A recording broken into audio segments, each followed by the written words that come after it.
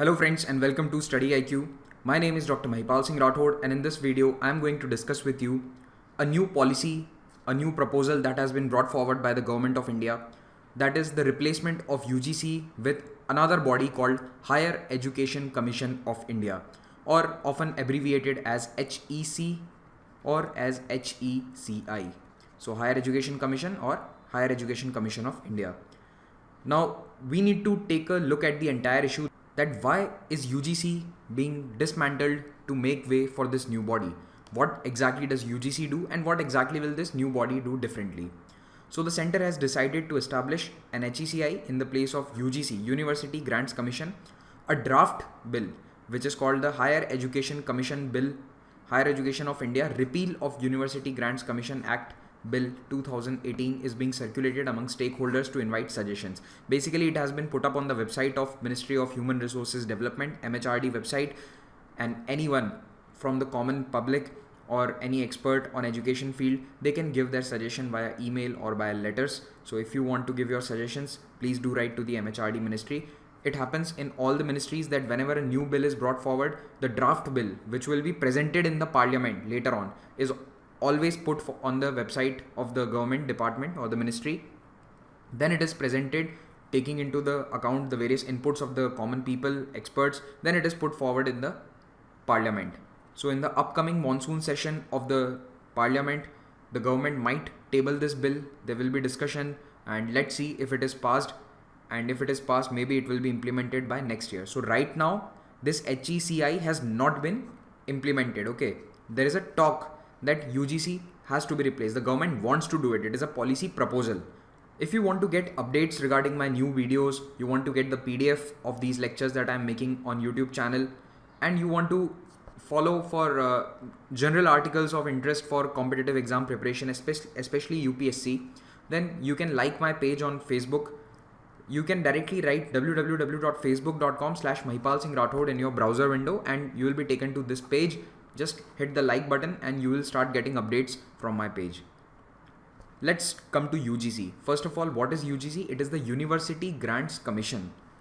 It was established in 1956. Actually, it was established long before. It was established around 1945, even before independence, to oversee the important universities like Aligarh Muslim University and the BHU, Banaras Hindu University of that time.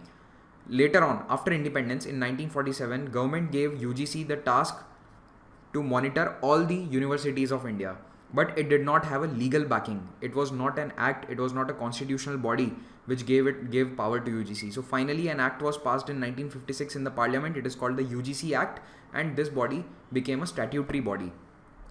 The headquarters are situated in New Delhi and the current chairman is DP Singh. It is under the Ministry of Human Resources Development. Can you tell me in the comment section who is the HRD Minister of India right now? Okay.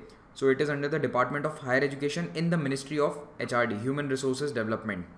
Now, what is the task of UGC? See, first of all, it was made on the lines of the UGC of England. Even in UK, at that time, there was a University Grants Committee which used to give money, which used to take care of the quality of academic standards in all the British universities. Okay, at that time. So we copied that same formula here, and UGC's task were two. First, give recognition to universities in India. Second, disburse funds. Give money to the recognized government universities and colleges. So there were two tasks: quality assurance, that you need to make sure that proper academic learning is going on, academic operations are running smoothly, no universities being run on paper and physically the infrastructure is not there to take care of all these quality issues. And second, provide funding to them. So there were two tasks given to University Grant Commission. But apart from the normal colleges for humanities stream, there are other professional courses as well. So in India, there are a lot of professional councils which are responsible for recognition of courses, promotion of professional institutions, and providing grants to undergraduate programs and various awards. So these statutory professional councils are AICTE for engineering, MCI, Medical Council of India for medical colleges.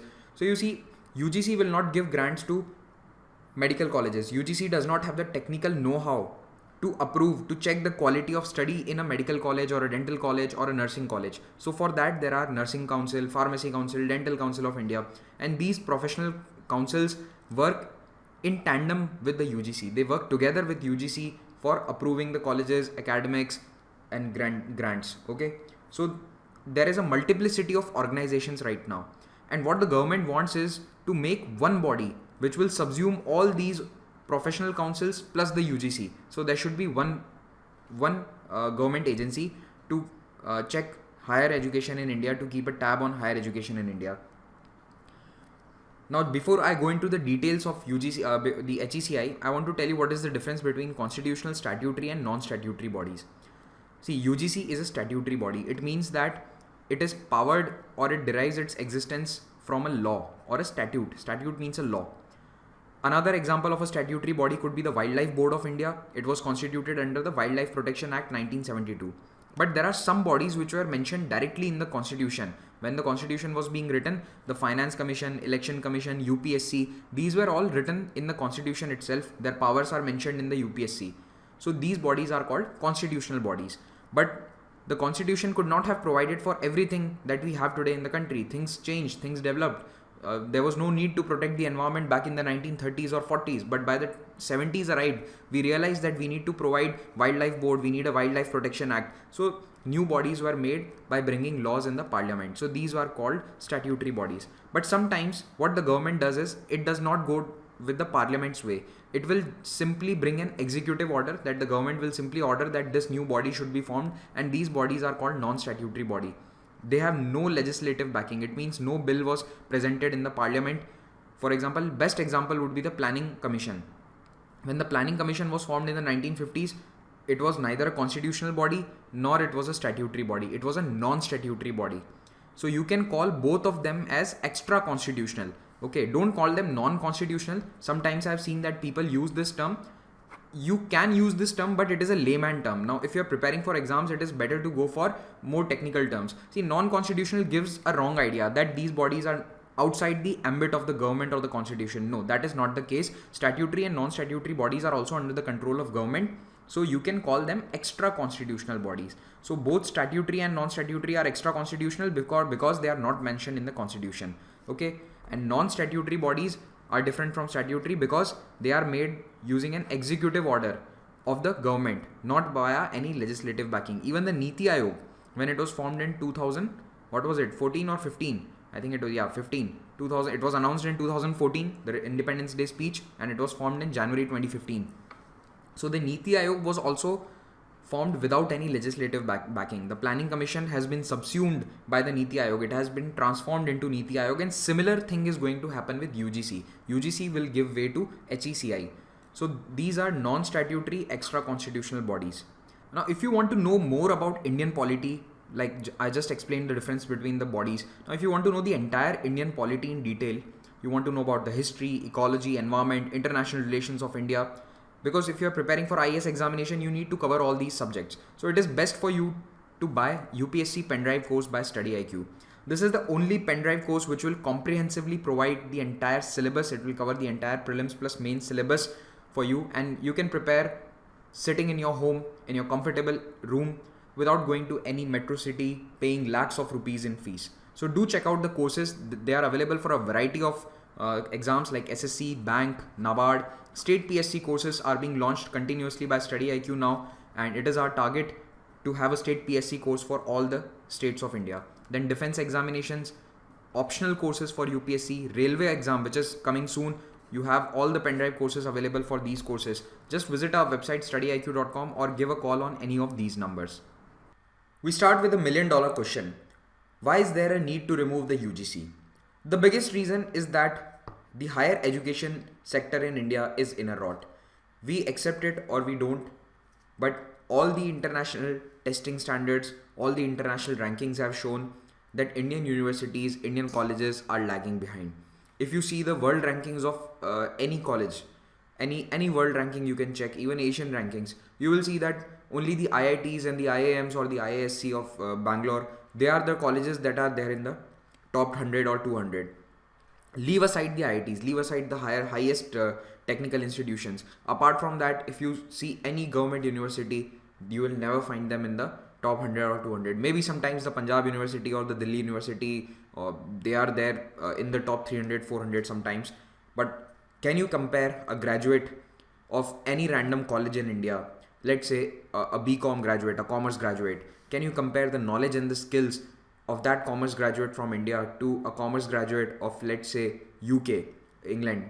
No, because both of them do not have the same skill set. Can they get the same job in the world job market? The answer is a big no. So the deteriorating quality of institutions has raised a concern. And who is responsible for checking the quality of these institutions? The UGC. So somewhere along the line, UGC has failed in its job. It has tried to do its job, but it has failed in keeping a check on the quality. Then grants, that is money, is being dispersed to the colleges without proper quality checks. Money is being given to all the government universities and colleges even though they are not fulfilling standards.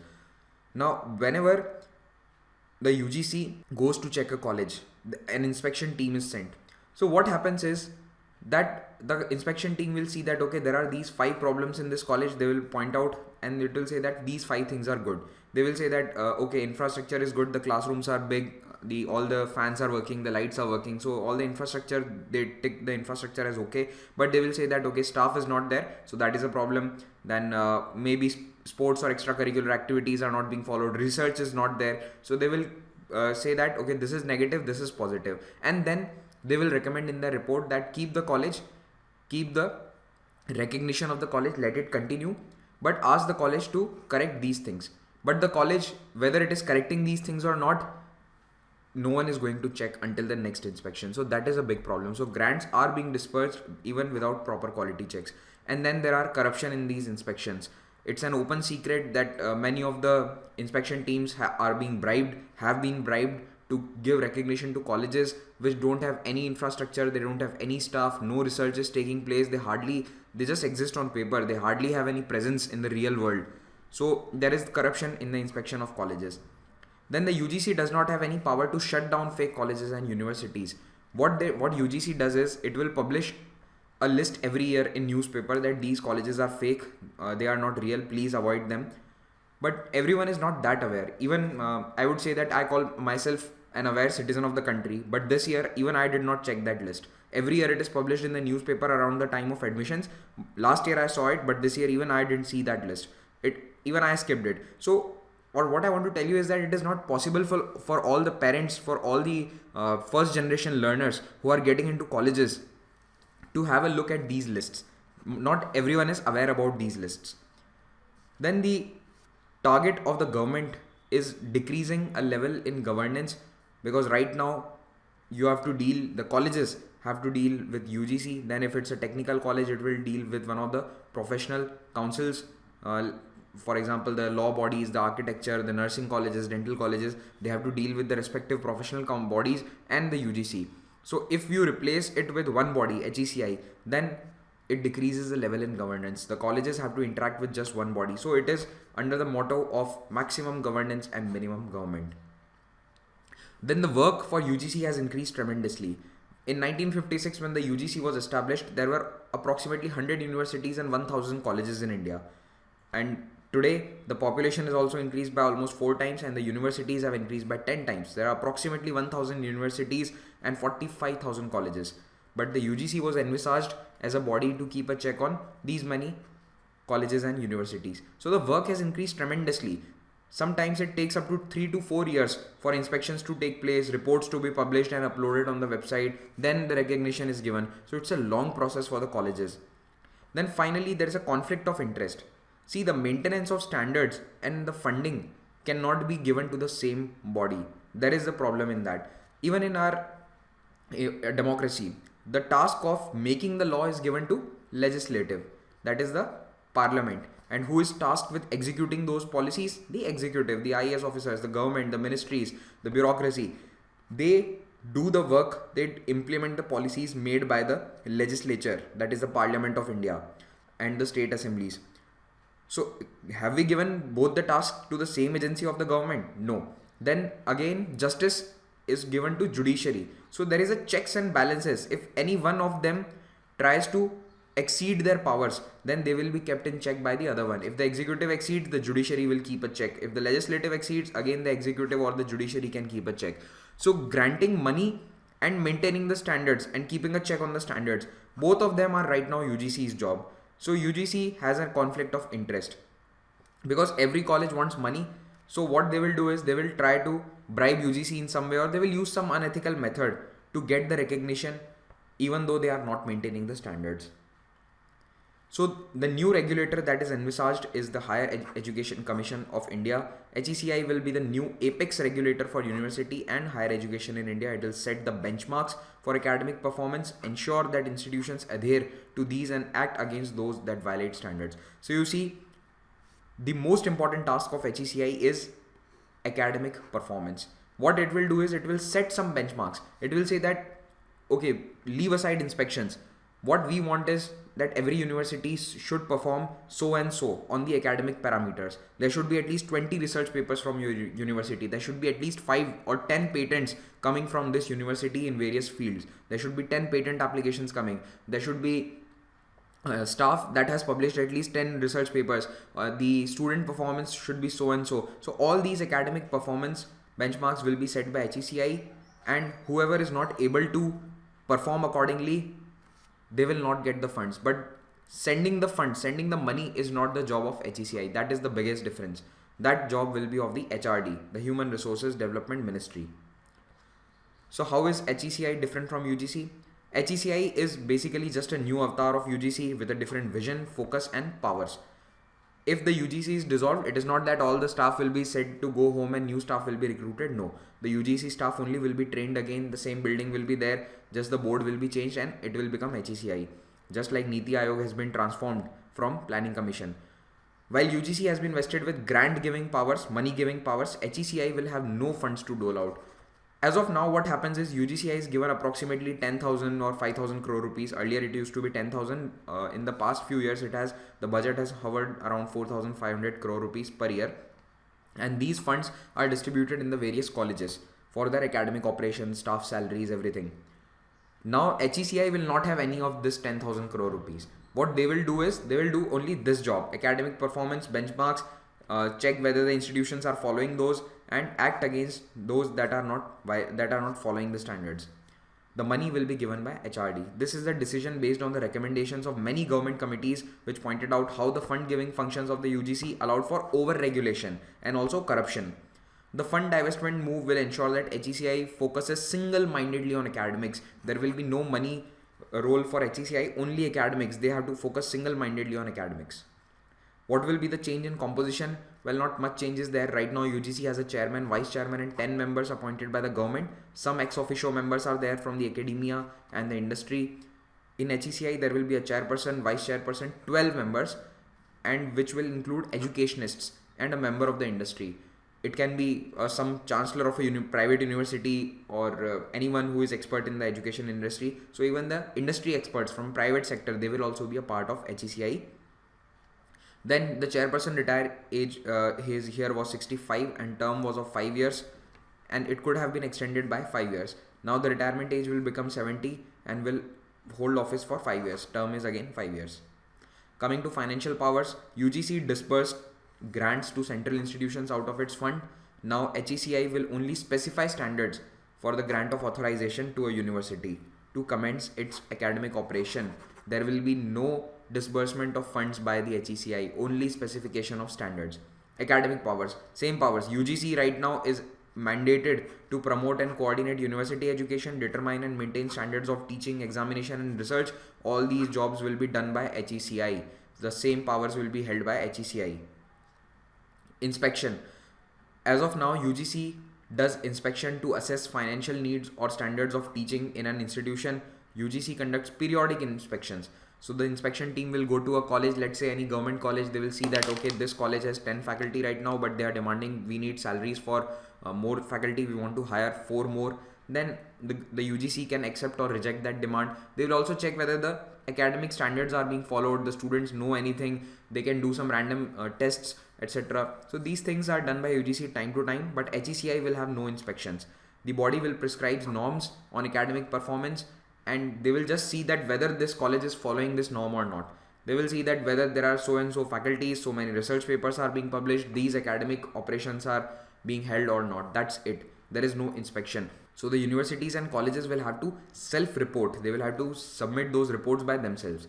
The UGC appoints its own staff. HECI will have the same thing. They both train their staff. But the important difference will be that in the HECI, there will be no files. It will be a completely digital operation. And this is a very good thing. There will be no paper involved. Everything will be digital in the HECI office. Then action on bogus institutions. As of now, UGC gives affiliations to colleges and universities, and it can be terminated for contravention of its regulation. It can withhold grants to universities for violations of its regulation. It occasionally publishes a list of bogus institutions. So not much power is there with UGC. HECI will be empowered to penalize or even shut down substandard institutions. So they can shut down the institution if it is not following the academic standards set by the HECI.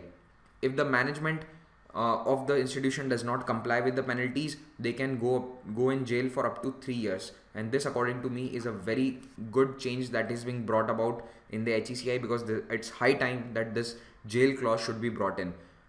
In India, anyone can open a college. You will see that even a small leader in any place will have a college somewhere. They will not follow academic norms. They will just keep the college running and take the fees because they are somewhere in the power and they can influence UGC or they can influence other regulating bodies. So there is no threat of jail to them. And if this is implemented, then any random person will not open a college. Most of the colleges in India are not owned by educationists today. But there is a need that the people from field of education come up and open schools, universities and colleges. If that happens, India will definitely see an increase in learning outcomes, academic performance. See, the problem is we are lagging behind even in Asia.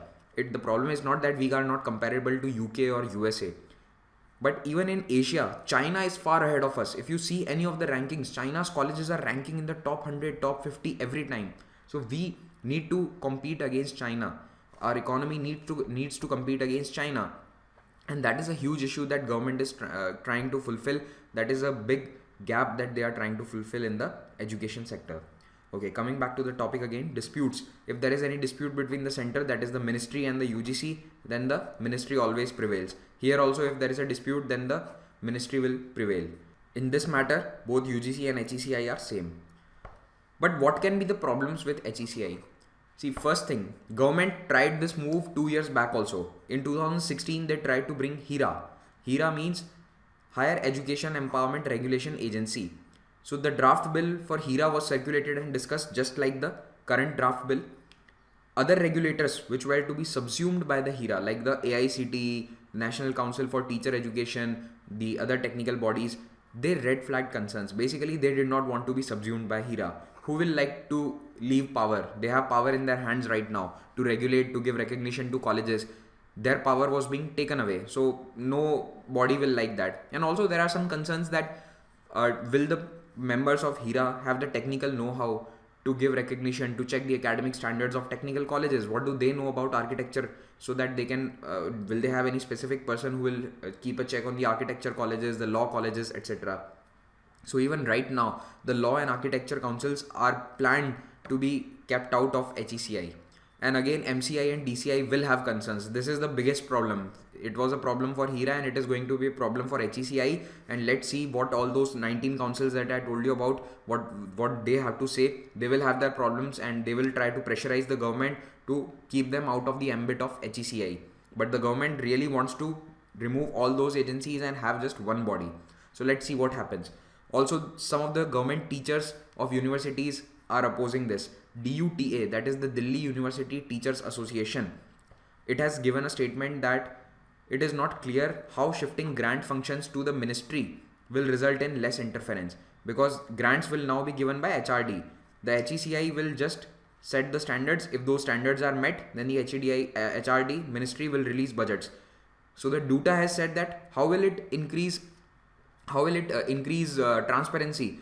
Obviously, it will increase the interference of government. HRD can directly influence our decisions. They will interfere in our operations. So it will result in increased interference by governments in autonomous bodies like the Delhi University or any government university. So the DUTA is against this decision as of now. Then another problem is that I don't know why, but the government has just given 1 week for suggestions, almost 1 week. This was put up on 28 June was the date when the draft proposal was put up, and hardly 7-8 days, 9 days have been given for people to give their suggestions. Usually 1 month or at least 2 months are given for any draft proposal. Normally 1 month is given minimum for all the draft proposals, any bill that the government is trying to bring. So maybe the government does not want many suggestions, public suggestions, we don't know. If you are in education sector, you have any particular thoughts that you want to send to the government regarding the higher education, the regulation of higher education in India, I suggest you that please visit the MHRD website, Ministry of Human Resources Development website. You will find the draft there and you can email the ministry regarding this. I hope you enjoyed this lecture. Thank you very much for watching this. Have a great day.